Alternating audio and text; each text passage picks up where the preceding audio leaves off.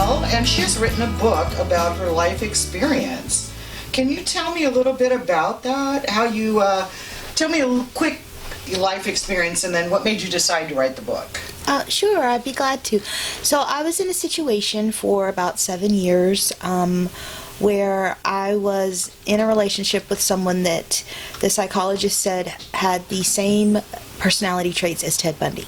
And so for me, it was a very dire situation. Everything was it was very unstable, and once I was out of the situation, I wanted to heal, and it started as a healing journey for me. I started writing, and then I realized when I was done, I had initially wanted to get an account of what I'd been through down. Just wanted to get it down. That's why the book itself is very much like a psychological research study on this situation that I was in. And you're coming out of that, and you spend many years where your family, your friends, you're detached from them, and then also at the same time they're suspicious, and they say things to you like, why didn't you just leave? Why didn't you tell someone? Those many times that I asked you, why didn't you? And for me, that was the main focus of the book. Was I wanted to try to write something that my mother would understand why, so that she wouldn't spend the rest of her life wondering, why didn't I? But unfortunately, she will never read the book because it would be too hard for her, and neither will my dad or brother. If it was just the physical, even if it was just the emotional or the sexual abuse, it would be probably, in my opinion, just having been through it, easier to leave. But it's that psychological abuse. It's that feeling of this person loves me. If I could just fix what's wrong. They are wounded. You don't understand or realize that your situation started out with things like love bombing and gaslighting, that you're continuously gaslit. Even to this day, I'm like, did I have Stockholm syndrome? There's all of these many different things on the mental side of the person that's going through the abuse and the person that is the aggressor and the abuser. And so for me, it is such a complex situation. There is not one easy, simple answer. So that's why in the book, I literally started out by saying, when someone asked me that, the answer to that is completely and utterly complex and simple. I could not stay and I could not go. The day the abuse started was the day that I found out I was pregnant with my daughter. So I had missed the signs. I didn't grow up in a situation where I was privy to abuse like that. Anything like that. So for me, I always looked at it like I was a very easy target, in that I was naive to that.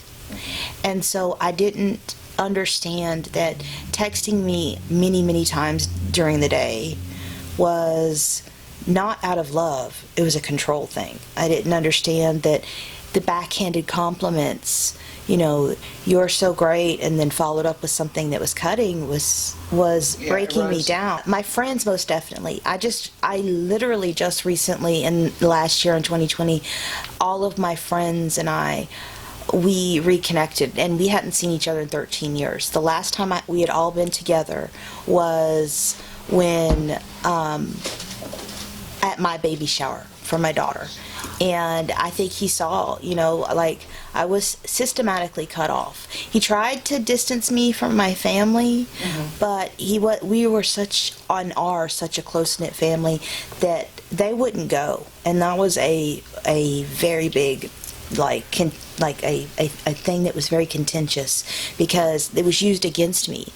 And it was used against me in a way like, oh, I hate your mom, I hate your dad, I hate your brother, they won't go. And also, they're threatening them to make me stay. So it was, like I said, a very complex thing to be in. And then at the same time, making you feel sorry for them and empathy for them in some way. That defending them to your friends and exactly, family. Exactly. I will always, to this day, say he had an innate ability to make you feel completely and utterly sorry for him, even at his most horrific moments. And I don't understand. Like, that is someone that is truly a master of what they are doing. What actually happened was that I was at my parents' house on my mom's insistence that I was there recovering from surgery, and I knew, like you spoke of earlier, the cycle, like I could feel it in the air. It's like that song, yes, that in the air tonight. I knew it was simmering just below the surface, the anger, hadn't had that release. It's the kind of thing where when someone's in that situation, they understand. You almost become so numb to it at a point that you cannot stand the anxiety leading up to that happening. It's almost like a relief when it... Exactly. Because you know they're going to be good after that. Right, exactly. So you find yourself, which is another part of that complex mental thing that it does to you, you will provoke it because you just want it to get over with. Right. And then you sit back and you're like, what is wrong with me? You know? So I remember that particular day, that's where I was at. I was like, oh God, you know, there was this part of me that was so tired. I was so tired. I had just come out of a really horrible year of hell. And so with him, I just felt it and I knew. So my dad and brother were both home. And my dad had never witnessed it. My brother had never witnessed it. They had spent years, you know, asking me, wondering. I'd never said no, yes, he did this or he did that, or, you know, that kind of thing. And so that day, my dad, he was there at the house, and he was yelling. Not my dad, the guy was yelling, and my dad said, no, we don't have that around here, you know. And so my dad went and walked away, and the way his room was set up is he had a door. And so he actually went and opened the door and shut it and made him think he left, but he didn't. He stood back in the corner and he waited and he listened. And my brother was on the other side of the house actually doing the same exact thing. And when he heard him attack me, my dad and brother both came unglued.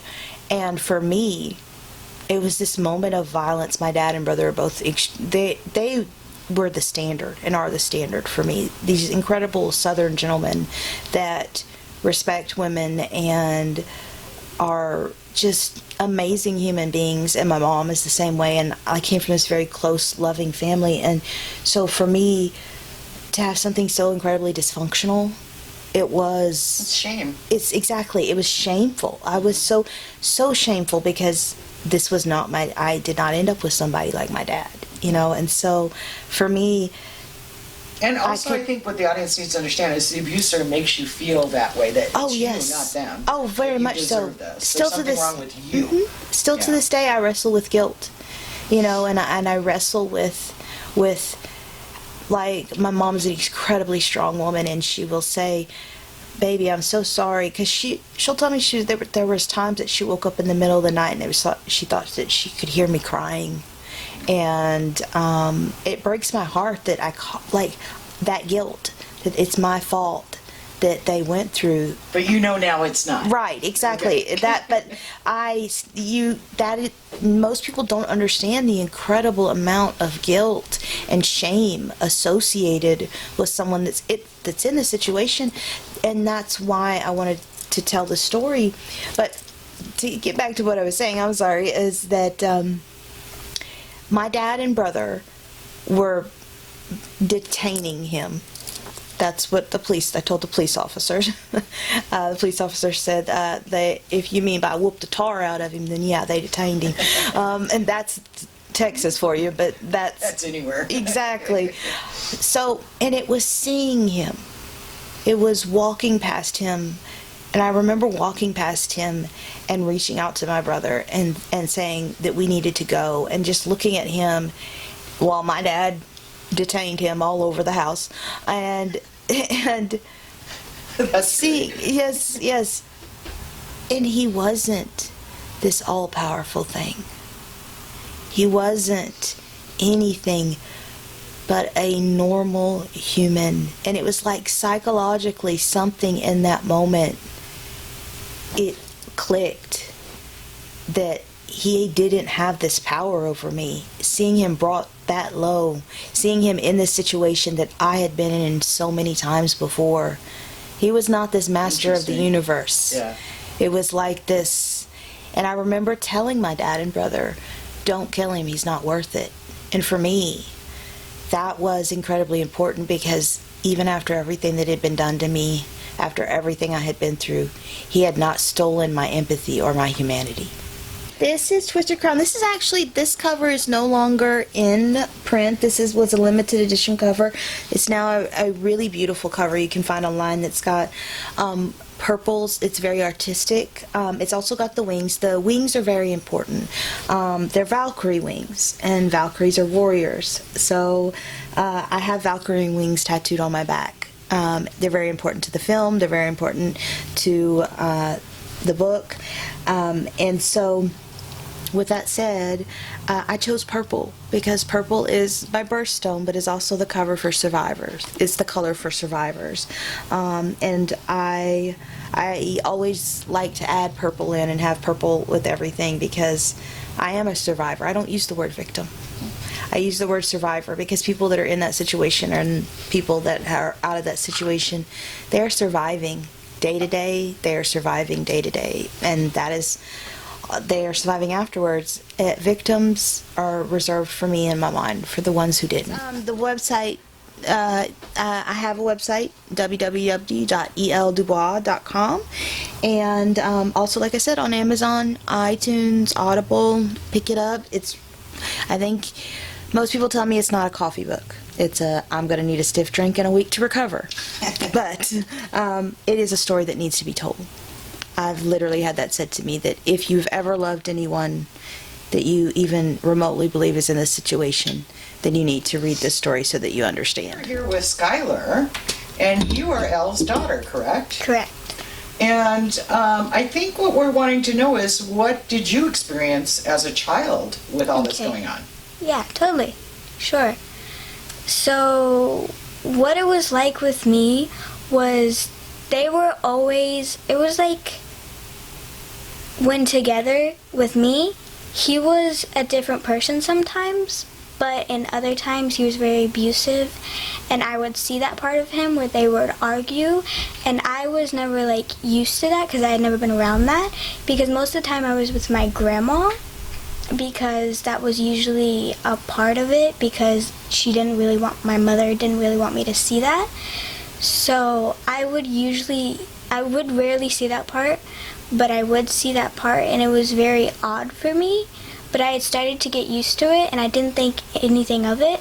But I do remember my grandma telling me that I would tell her about all the bad things that had happened, which I don't really remember, but I can try to if you really want me to. Well, you said just a few minutes ago that you had a memory come back to you. Yeah. Do you want to share what that is, or if you're Okay. comfortable?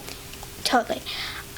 So I remember we were hiding in my grandmother's room, and her room is about, like, it's not big, but it's not small, and I just remember him banging on the door to the part where the door had fully gone down, and I just remember him going straight to my mother and punching her repeatedly in the face, and that's really all I remember.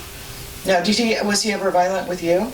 No, he was never violent with me, but he would yell at me, and he would, not violently, but if I did something wrong, he would spank me very hard, and I didn't really like that, and that's why I'm always scared of that.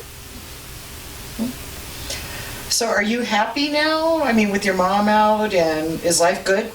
Yes, it's actually very good. I love it now. I love that I can be open and free and have friends over and just even talk to people, because I never really could, besides my family, because of how overprotective he was and abusive. Be aware, be safe, be very kind as much as you can so that you don't get hurt or could potentially get hurt. it's not an okay situation, but in the end, if you do get out, I hopefully hope you do get out, it'll be okay because you're finally out and you can be free and you can be open. And if you don't feel like talking about it, you don't have to. But if you do, then you can, and that is also okay. But just know that any shape or way or form, there will always be somebody there for you. So if you need anybody, just talk to them, and if they are there, they could potentially help you. Don't lose hope. We're here with Stephanie. She's a producer on the project. I understand you're going to make the book into a movie. Yes, ma'am. Tell me a little bit about that. Okay, so Erica came to me exactly a year ago yesterday and asked me, hey, are you interested in this project? And I said, yeah, I am, and please do not show it to anybody else. I want to do this project. It was one of those things that I read the summary of the project and said, give me 3 days. I will read your book and I will get back to you on, how I think I can help. And if I'm not appropriate for the project, I will find you someone who is. But please do not reach out to anybody else, because it was such an incredible summary. It was such an incredible project that spoke directly to my heart from the very beginning. It was important to me, and so from the very beginning it was something that I believed in, and I have believed in, and I will continue to believe in, I think, until my dying breath. She reached out to me through the Texas Film Commission. She had asked for producers' names, and I was the last one on a list of 5, but I was the first one to reach back out to her. So that's how we met, and I can tell you this has been one of the hardest years of my life, not because of the project, but because of this project. I have grown so much. It has forced me to grow as a human being. It has forced me to look at myself, look at my past, look at who I am, look at my relationships, look at what I've been through and how I identify with these characters. And Erica herself, the author herself, I was not physically abused. However, I was in a relationship in which I was emotionally abused and I was verbally abused. And so, it's one of those things that when Erica came to me, it talked to me because I understood where she was coming from. I didn't understand the physical part of it because I have been lucky enough not to have been a part of that physical. One of the things I've learned from Erica is that, the physical goes away. The emotional doesn't. And, it's one of those growing things that I've learned to really understand who I am as a person. And because of Erica and then our other producer, Joy, I've learned to accept myself and how amazing I can be and how I can be beautiful and I can be somebody who's worth loving. And that's something I've learned from this project, and that's something I hope other people learn from this project, is that no matter what you've been through, you are a survivor. You're not a victim. Screw that. Screw that whole narrative. No, that's not even in the narrative anymore. You're a survivor. You're important, and you matter. The next step is not only doing the Total Consent campaign, which is our social media and our merchandising campaign, so please check that out. It's at www.twistedcrownfilm.com. Our merch shop is set up to be a Total Consent campaign. So when you purchase anything off our Total Consent campaign merch shop, what we will ask you to do is we will ask you to use the hashtag Total Consent, or what does consent mean to you? It does not only mean sexual consent. It means how you're spoken to. It means how you're touched. I have friends who have autistic children, and that is such an important thing because people do not understand consent. And it is so important not only for, the sexual and just in general, your personal boundaries, but for kids who suffer from things like autism, just overexertion of their nervous systems. it's amazing what total consent can do, because when you understand that, hey, like, it's not overdoing it, it's talking and saying, like, hey, these are my boundaries. I don't like to be touched.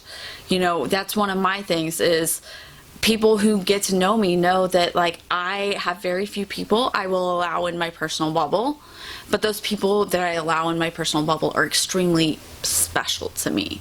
And I feel like that's an important thing in our total consent campaign, is talking about, you know, whether you do it anonymously or you do it with your name on it and you say, look, this is what consent means to me. Consent means, and to me, consent means if I tell you no, or I tell you I'm not sure, or I tell you I don't want it, it does not mean yes.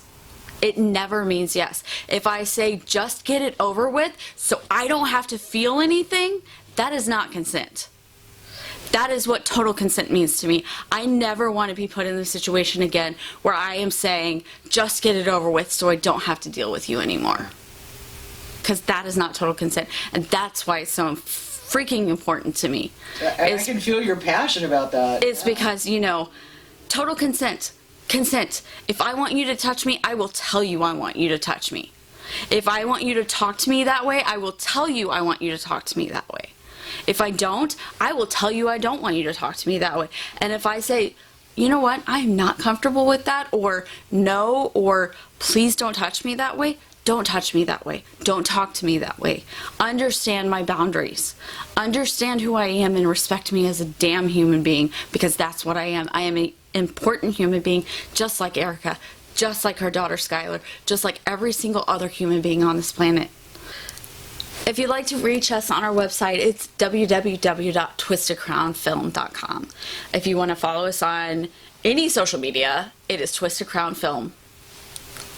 Twitter, Instagram, I think we have a TikTok, which I am totally not one of those cool kids, so probably we got a TikTok. We'll leave that up to Skylar. But we got a Facebook. We have everything. So please, please, please follow us. Please, please, please tell us what total consent means to you.